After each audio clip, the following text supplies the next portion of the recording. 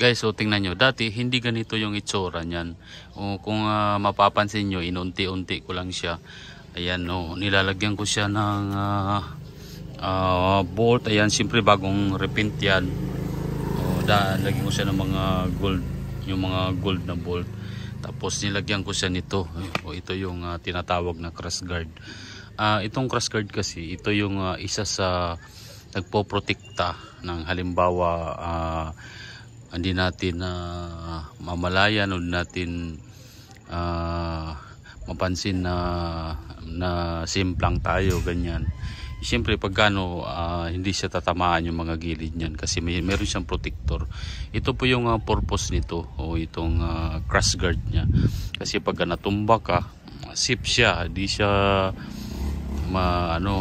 di siya magasgas o kasi napakahirap kasi pagka yung isang gamit natin tulad niya halimbawa pagka nagkaroon tayo ng disgrasya, pagka mayroon siyang protector kahit paano hindi siya masyadong maapektuhan. Pero kung mapapansin dati hindi ganito yung itsura niyan guys. So, pero ngayon kita nyo ang ganda na ng itsura niya. Di ba? Kasi isang gamit kasi pag hindi mo inaalagaan o hindi mo walang maintenance, mabilis lang din po yan na masira o mabilis lumuma dahil kulang sa maintenance. Pero pagka yan ay minimaintain mo, kahit na luma siya, tatagal ang isang gamit o gaya ng sasakyan. Kasi ang sasakyan hindi naman po yan habang tumatagal lumuluma po yan Kaya dapat ang dyan, marunong ka mag-maintain kasi siyempre araw-araw mo naman yan ginagamit, so at sarili mo naman, so kailangan na i-maintain mo. Tingnan nyo guys ang itsura niyan.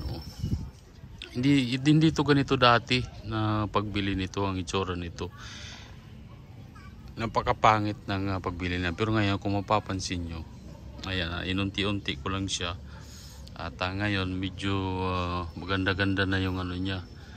Maganda-ganda na yung forma niya. Kasi mini-maintain ko siya. Ayan, tingnan nyo naman guys. So, yung mga binilang ko siya ng yung mga importanteng accessories lang. Tulad nito. Ayan, tulad nito. Sa stock kasi hindi ganito yung ng click. Maiksi siya. Kaya binilhan ko siya ng ganyan para hindi tumalsik yung mga dumi doon at papasok dun sa mga sensor. Kasi pagka napasukan yung mga sensor masisira. So binilan ko siya at kinabitan ko. Kaya ngayon safe na siya. Ayan. Kung mapapansin natin, ayan, marami na siya mga binilan ko siya ng yung yung shock niya para hindi siya kalawangin. Kasi pagka the more na pinapasukan siya ng tubig, nababasa ng tubig, kakalawangin siya. Kaya yan, ang sasakyan sa pagmi-maintain na lang talaga po yan. Kaya dapat tayo kung may mga ganito tayong mga gamit, i-maintain natin kasi araw-araw naman po natin yung ginagamit at nakakatulong naman po yan sa atin. O dapat alagaan natin. Ayan, kita nyo. Napakaganda na po niya tingnan. Kasi pagka meron akong extra, ayan, binibilang ko siya ng mga extra na accessories na makakatulong para tumagal yung gamit. Ayan guys, so tingnan nyo, napakaganda.